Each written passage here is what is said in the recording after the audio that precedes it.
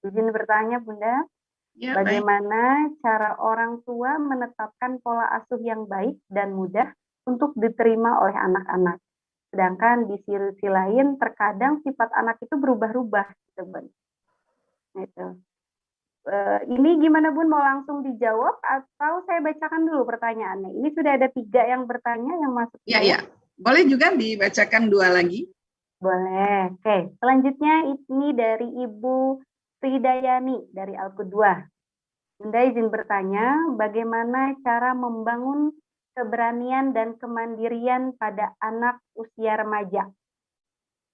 Ini dari Bunda Fridayani ada 2 nih, Bun. Satu lagi, apakah memposisikan orang tua sebagai sahabat kepada anak dapat menurunkan rasa hormat anak kepada orang tua, serta bagaimana pola asuh anak remaja yang sesuai syariat Islam.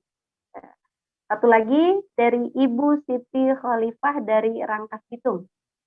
Pertanyaannya, bagaimana menjadikan anak menjadi soleh seperti Nabi Ismail? Itu yang tadi sudah bertanya, 3 dulu ya, Ayah Bunda yang saya bacakan. Ini udah mulai banyak masuk pertanyaan nih ya. Mudah-mudahan kita sempat bisa dijawab oleh Bunda. Baik, silakan Bunda dari 3 penanya tadi, monggo silakan untuk dijawab. Ya, baik. Tadi ada Bunda yang bertanya bagaimana supaya menjadi Nabi Ismail.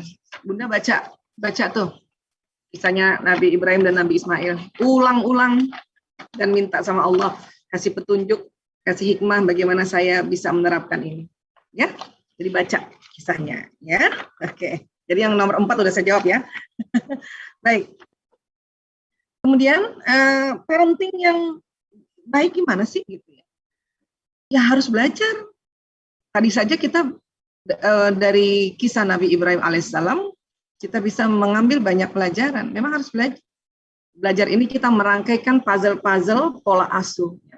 Memang anak ya dia berubah itu karena berdasarkan ya umurnya, kemudian juga karena berbeda dia otak laki-laki perempuan, berbeda wataknya, ya itu yang harus dipelajari, berbeda bakatnya. Jadi pelan-pelan baca, belajar, habis belajar langsung lihat lagi anaknya. Oh, ini anakku kalau yang laki-laki ya dia begini.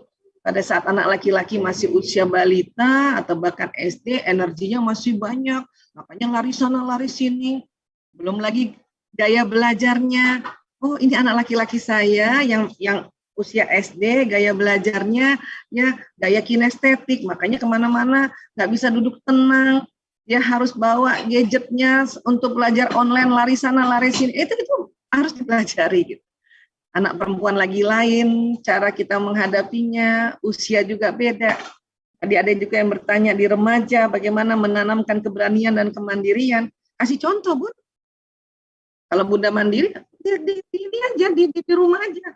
Bunda misalnya habis makan, Bunda yang sendiri bawa piring ke dapur, anak kan melihat. Ya, bisa juga kita, yuk piringnya bawa ke dapur masing-masing kan.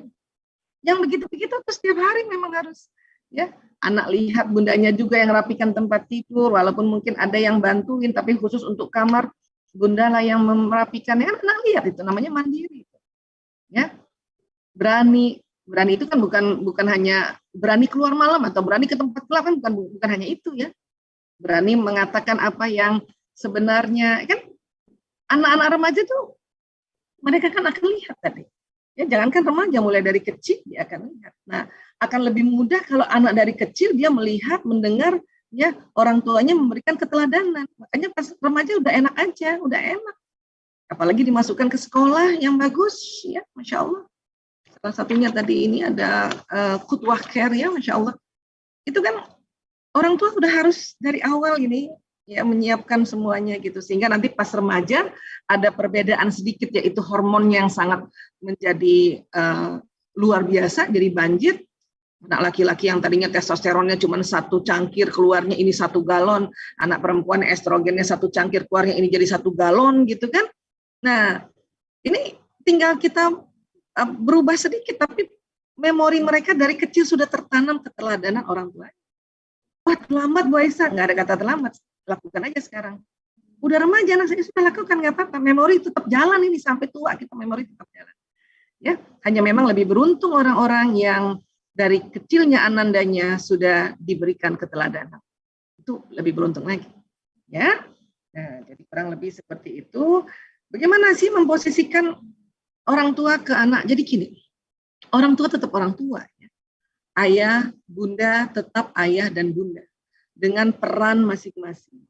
Ya, anak harus tahu itu. Ibu adalah ibu, ayah adalah ayah. Ya. Karena sahabat ini sering dikonotasikan ya untuk peran teman sebaya, yang sangat intens, yang bisa bicara ala apa adanya dengan teman sebaya ini dan tanpa ya kadang aling-aling istilah. Anak sama ibu tetap harus dia ngerti itu ibunya, ya bukan temannya, bukan sahabatnya, itu ibunya. Sehingga dia nggak boleh ngomong asal-asalan. Ya. Misalnya anak saya, Aisyah, ya sembarangan gitu, nggak ada kata ibunya. Misalnya. Lo gitu banget sih, misalnya gitu ya.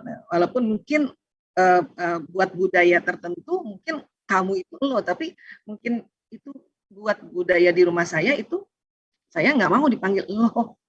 Ya. Jangankan gitu, anak saya bilangin saya, ih dia, saya nggak mau bang, dia anak-anak memanggil saya dia, ibu. Gitu. Ya. Tapi kan ibu harus lembut, iya, ibu yang lembut. Ibu yang lembut. Ya, di Ali Imran 159 kan kita diminta lembut pada anak-anak, pada mereka. Ibu yang lembut, ayah yang lembut. Bukan ayah yang bersahabat. Ini kadang-kadang suka kebalik-balik kita nih. Saya lagi sering mensosialisasikan ya menempatkan lagi pada yang benar. Ya. Kita nggak sanggup, Bunda, misalnya menjadi sahabat anak yang konotasi sahabat itu kan teman tuh. Ya. Dipanggil panggilan saja sudah logo aja udah saya sih nggak sanggup. Ya. Atau dia ngomong sebagaimana terbukanya dia ngomong sama temennya dengan bahasa-bahasa gaya sekarang. Ya, kita ibu tetap nggak sanggup. Tapi bahwa ibu ya menjalin komunikasi yang lembut itu lembut. Itu lembut. Ya, sebagaimana Nabi Ibrahim juga pada anaknya lembut dia bertanya. Ya. Bertanya. Oke? Nah, seperti itu ya. Ya mudah-mudahan empat-empatnya sudah terjawab ini insyaallah.